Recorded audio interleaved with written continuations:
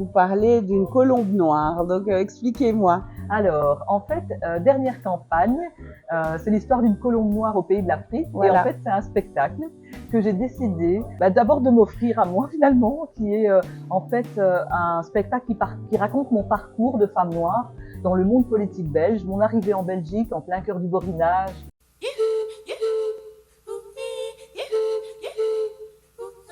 Là, vous l'avez joué quand même pas mal de dates. Est-ce que c'est prévu de le rejouer à d'autres moments? Oui, bah, j'espère. En tout cas, j'ai eu l'occasion d'aller sur Charleroi et dans la région de Mons-Borinage, encore à Frameries, au mois d'octobre 2023.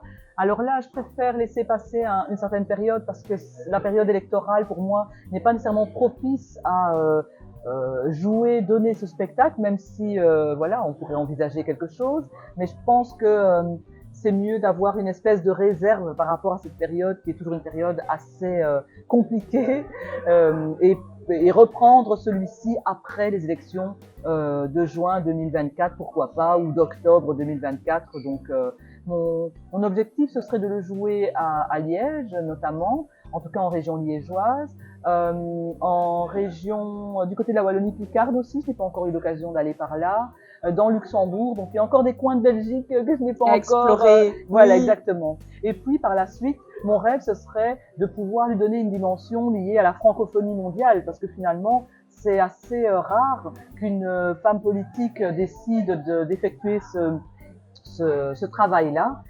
J'ai bien conscience que je ne suis pas une comédienne professionnelle, mais j'ai vraiment envie de communiquer mon vécu, mon parcours, et je pense que c'est important, et ça j'ai eu du mal à ressentir cette légitimité-là, de pouvoir raconter mon histoire en fait. Alors que nos histoires sont importantes à raconter, elles sont importantes à dire, on le voit, il y a plein d'endroits où on n'est pas assez visibilisé, qu'on soit une femme noire de plus de 50 ans, et donc c'est important pour moi dans une société qui a tendance à invisibiliser ce type de profil, de pouvoir le montrer, d'expliquer qui je suis. J'imagine que c'était aussi votre envie, c'était d'inspirer d'autres personnes à franchir le pas ou à raconter ces histoires ou à se réapproprier le récit en fait.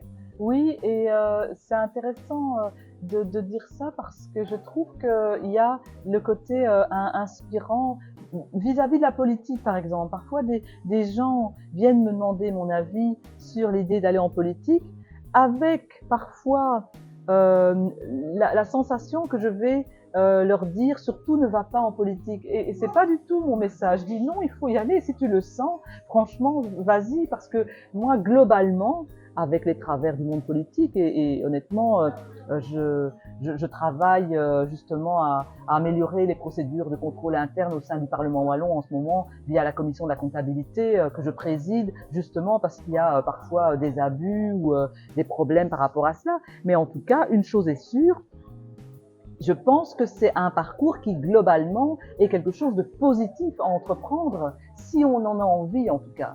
Oui, très bien. Mais Joëlle, je pense qu'on a fait quand même pas mal de tours. On pourrait parler de plein de choses. On n'a pas parlé de frites, parce que vous êtes passionnée de frites comme moi. Et donc ça, c'est aussi la manière de dire que, bah oui, on a un pied ici, un pied là-bas. Et ça, c'est clair que je pense que ce sera pour toujours. Et oui, c'est devenu une richesse. Tout à fait, et je crois que c'est important de s'approprier les espaces, l'espace public par exemple.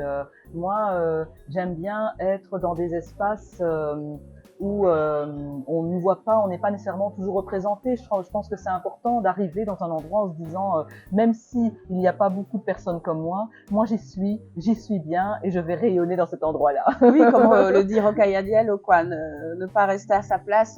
Je ne sais plus si c'est Rokhaya ou si c'est Lizette Lombé. En tout cas, elles le disent toutes les deux à leur manière. Prendre sa place, ne pas s'excuser. Voilà. Exactement.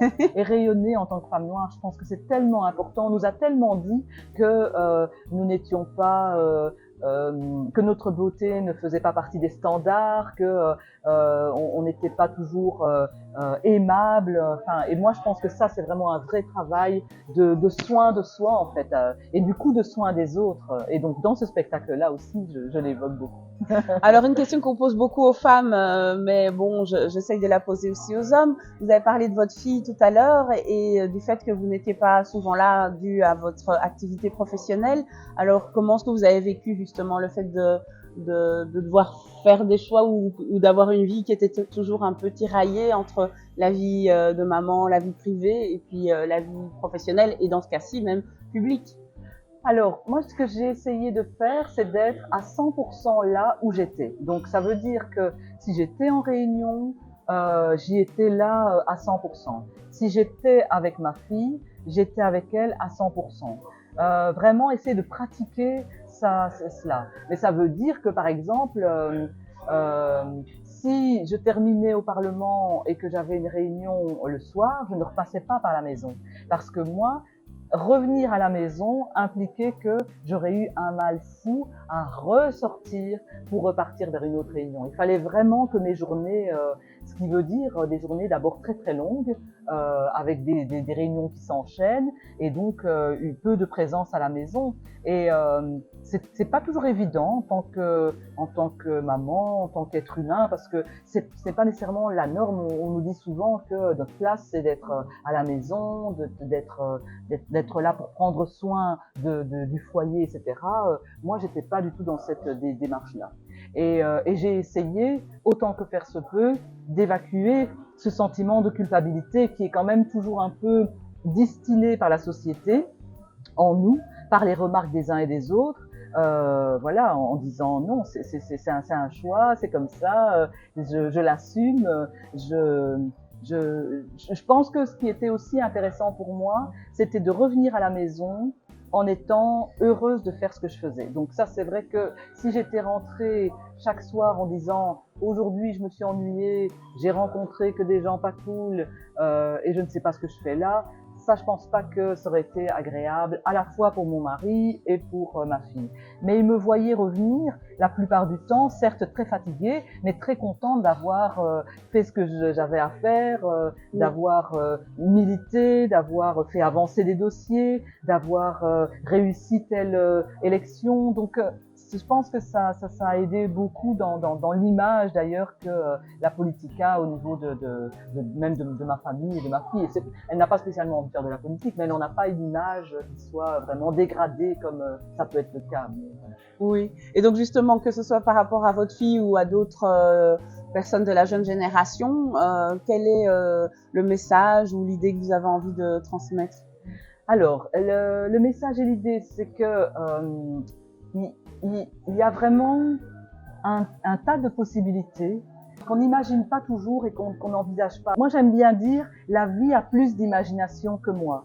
Et donc, se laisser imprégner par les rencontres, être ouvert aux opportunités, être conscient qu'une porte qui se ferme, c'est parfois le signal qu'une autre doit s'ouvrir. Moi, j'ai eu souvent le cas, ce genre de conscience, que si quelque chose que je voulais ne m'était pas offert sur un plateau ou que je ne pouvais pas l'atteindre, par exemple, c'est qu'il y avait quelque chose de mieux qui m'attendait. Et ce type de croyance, qui est peut-être une croyance complètement dingue, m'a toujours aidé à aller vers quelque chose de positif, en fait, finalement, même si j'ai pas toujours vécu des situations faciles à gérer dans mes différentes responsabilités. Mais en tout cas, vraiment se dire la vie a plus d'imagination que nous et de ne pas se fermer les portes et se dire c'est pas pour moi. Non, non, juste attendre, se préparer, parfois avec un peu de préparation et se dire si c'est pour moi, ça arrivera d'une façon ou d'une autre. Et s'y préparer, ça veut pas dire qu'il faut rester sans rien faire. Ça veut dire qu'il y a des moments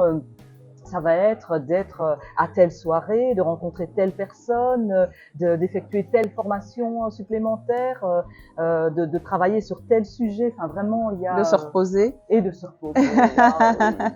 Mais donc, en fait, si je résume un peu, c'est un peu la philosophie que j'ai aussi, c'est voir le verre à moitié plein, c'est être dans la gratitude et d'être dans le lâcher-prise. Parce qu'en fait, le lâcher-prise, comme vous le dites, c'est pas ne rien faire, c'est se préparer et à un moment donné dire, voilà, j'ai fait de mon mieux et ce qui arrivera.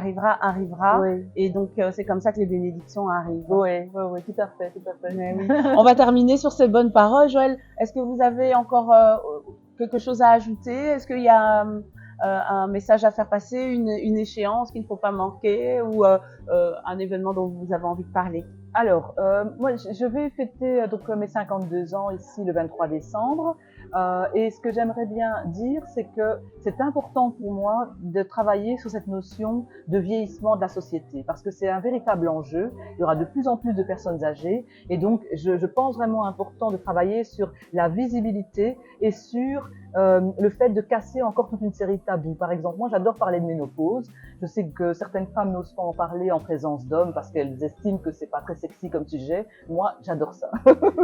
Et je pense que finalement, ça intéresse quand même aussi des hommes de pouvoir se dire que s'ils le veulent, ils sont moins dans cette logique-là, ils peuvent parler aussi de leur andropause ou du fait de vieillir, quoi. Et donc, voilà. Et le message que j'essaie toujours de faire passer aux personnes autour de moi, c'est de se dire que comme on perd de la masse musculaire, il faut faire du renforcement musculaire en prenant de l'âge, en fait.